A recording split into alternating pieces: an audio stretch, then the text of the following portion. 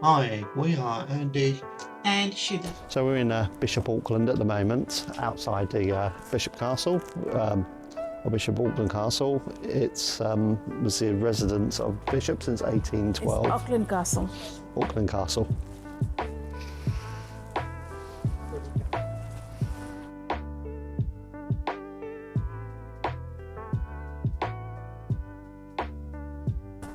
They're also renovating the walled garden to the right of us here.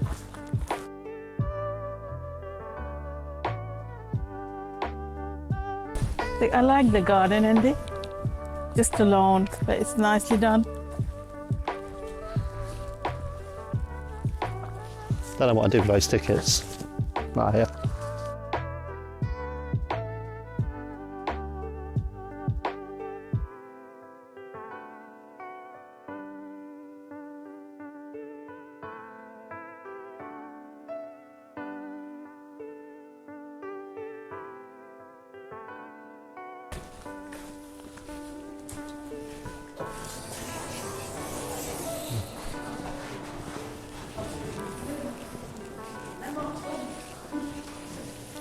Right. And a strange lady behind me.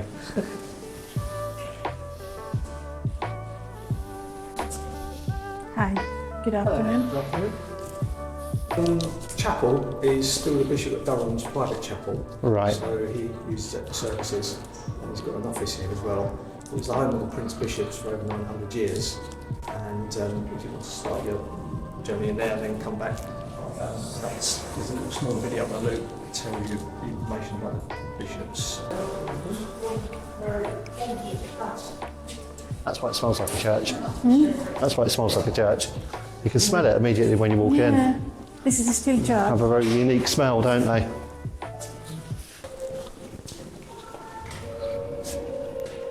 Which, you can see some couplets and cross there. Ah. Wow. What's that made out of? Silk, is it? Possibly, yeah. Is it just that one? Just only one, yeah. Other don't say. Bishop of Durham will be officiating at the King's coronation this May, because it's traditionally the Bishop of Durham, Bishop of Bath and Wales and the Archbishop of Canterbury. So it's sort of still traditional. So you still have services in here for for special occasions, is it? Yeah. Or Weekly service and special occasions as well. Oh, right. Thank you.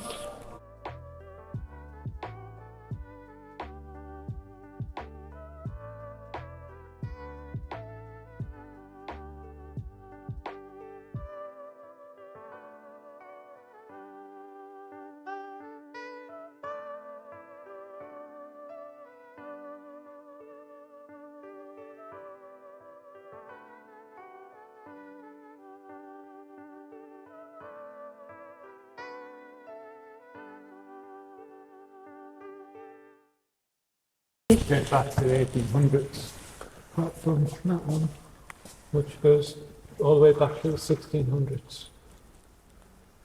Yeah, these you can really see the aged windows from the outside. When you look inside, they look really old. Yeah, they depict various kind of local scenes. We've got St. Peter there, being crucified, it's obviously crucifixion of Christ. And that's to do with Linda's farm. It's actually it's Jesus appearing to St. Peter and another one of the disciples. Okay. Telling them to join them.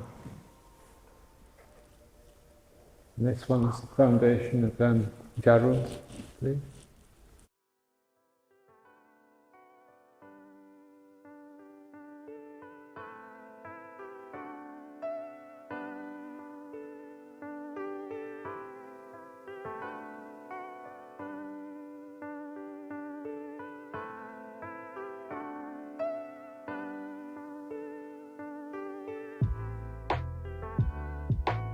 It's the Missing Women exhibition, it's the artists who've done the big paintings. It's all their work. Right. And it's, It's just you through go here. in there, head through that way, have a look, you make your own decisions on the pictures. Yeah. Thank you. Okay, and then Okay. you come back, And then come through. and then you look at the big pictures in here. Thank you. It's called Missing Women because predominantly the castle is dedicated to men. But the Missing Women exhibition was launched on International Women's Day, March the 8th. And they went into schools and various places, travellers' camps, and they asked what women and what the children thought what women would be involved.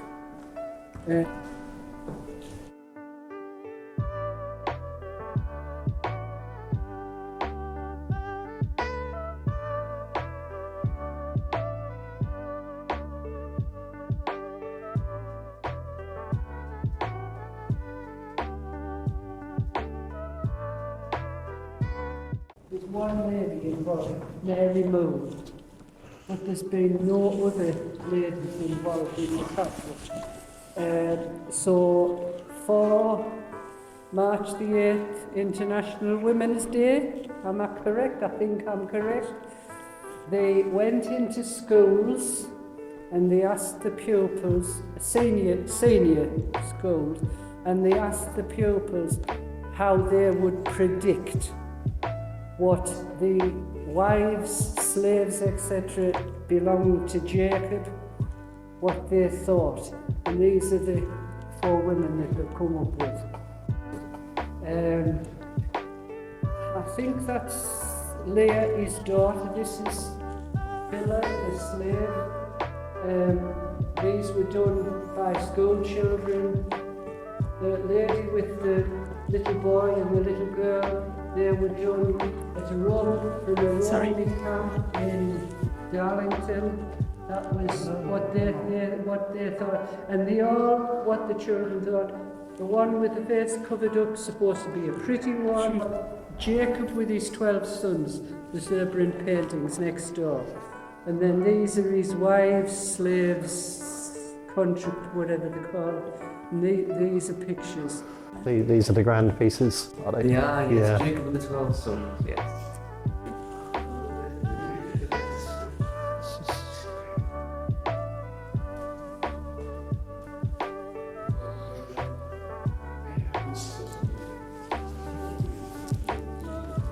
Okay. Good. Yeah, I did. These are... The man bought an entire castle just for these pictures. Only because of this. Because of these pictures. He bought the entire estate.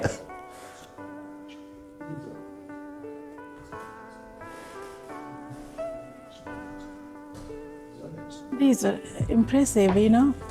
These pictures are.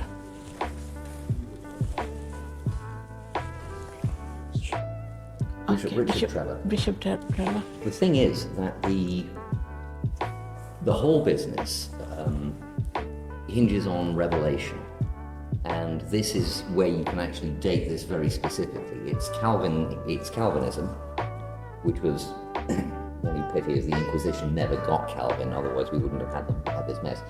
And Revelation, in the course of that, it says Jews will have their own homeland, and then they'll either convert to Christianity or die, or Right. be killed off.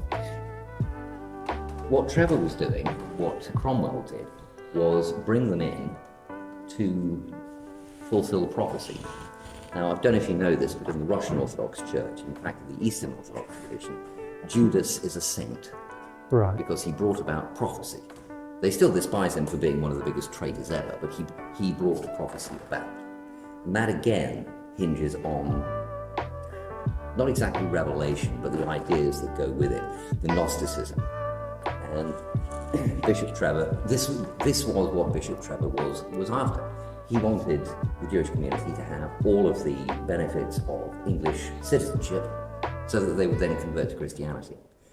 Now, I don't know what the position of the Abrahamic religions other than Christianity on apostasy for advantage is, but I doubt it's actually very sympathetic.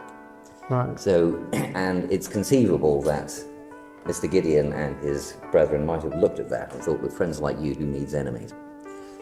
But yes, he is the person who set the whole thing up. Interestingly, his predecessor but one was alleged to have paid £9,000 to buy the bishopric. And £9,000 was back in the day when a pound sterling was a pound weight of gold. So that when you paid your bar bill, you could actually swing it around your head and knock the barman out. And this person did it because the amount of money he could make off that was several times.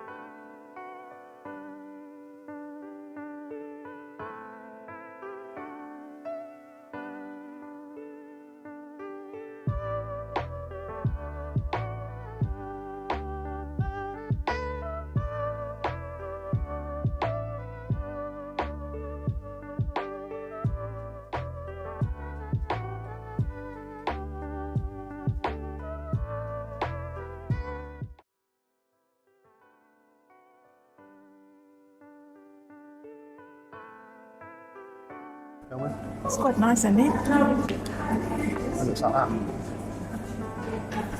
Yeah. Do you want some? I'm okay, I don't like fruit scones so much. Plus I got a massive wedge of cake here. It's quite a lot for me.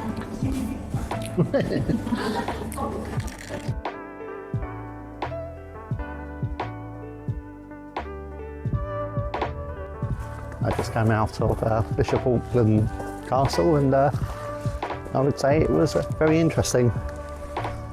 It was certainly worth the money. The main reason was because the staff were so friendly and so informative. Yeah, everyone was coming to us, explaining every portrait, every room. It's like having one of those Walkman tours on, but personal. Yeah. That every room you go into, there's a person there and it'll tell you all the history of everything and it's interactive. Yeah. There is a nice cafe as well at the bottom.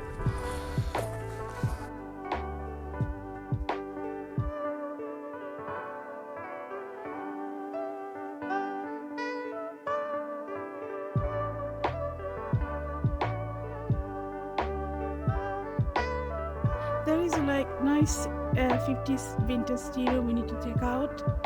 And it's Sunday. Everything is just closed. Sunday. At least it looks like that at the moment.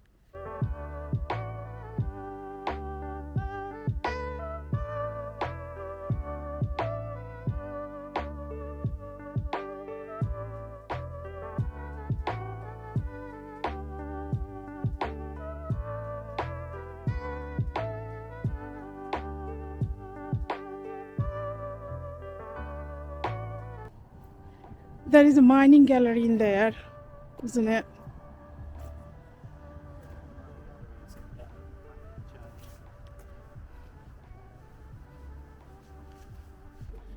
Town hall is closed due to Sunday, so we couldn't get in. There is a nice cafe and some stuff to look around, but maybe another day. We couldn't go to mining gallery because they don't allow us to take pictures.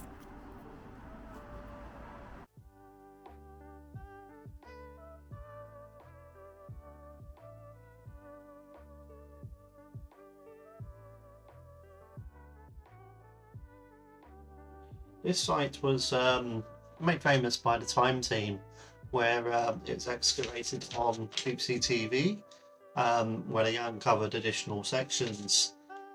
The Binchester Roman fort, it's a garrison that from around 79 AD to guard the crossing between the Withereer, Deer Street, between York and Hadrian's Wall. So it was the main road going up to Scotland, and you can see sections of that original road back from those times. It's around 4.7 hectares, and it's quite impressive if you like archaeology.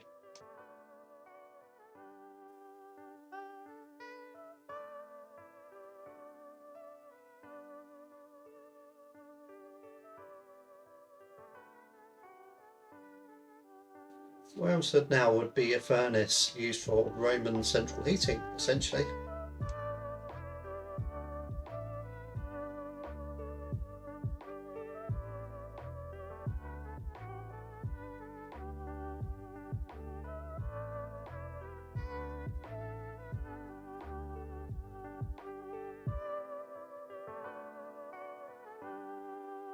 We're now looking at the level of the original road, and to the right here is the foundations of the commander's house.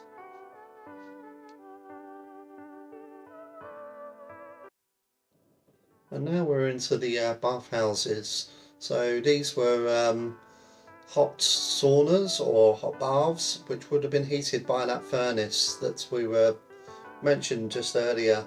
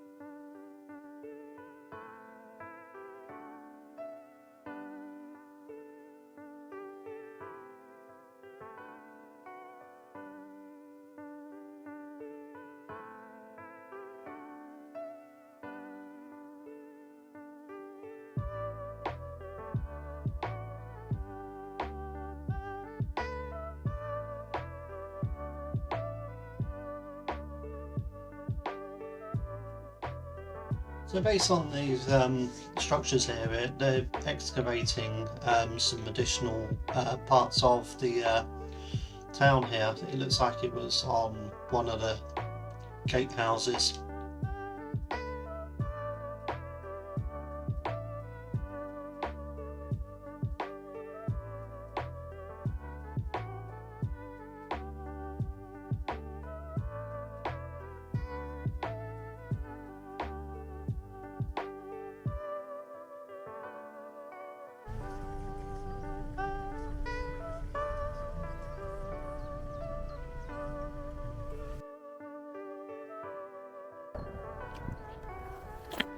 Different hill in, which is closed at the moment because it's off season, but it's one of the top tourist destinations. One of the best ones. But, see the building down here. It's looks a bit until you know what it is, because it's got lots of white camera looking things, but I think they're floodlights. There's a lake in the front of it, and staff all dress up in and reenact wars and various scenes from history, and apparently it's meant to be very, very good. And it is one of the One of the top rated tourist sites attraction or tourist attractions in the UK. Yeah. In the top 5. Please turn left after 600 yards onto Saunders Avenue.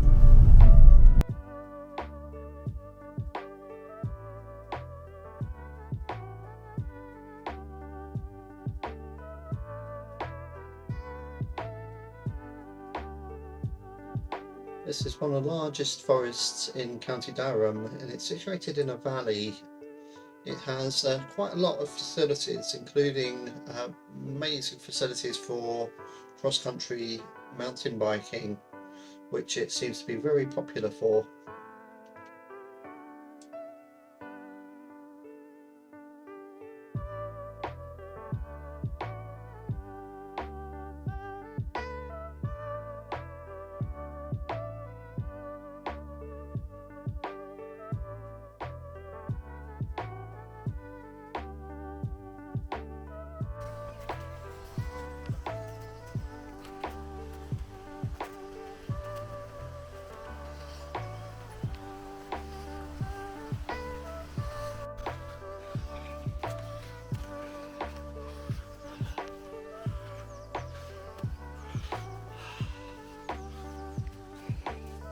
Quite beautiful here.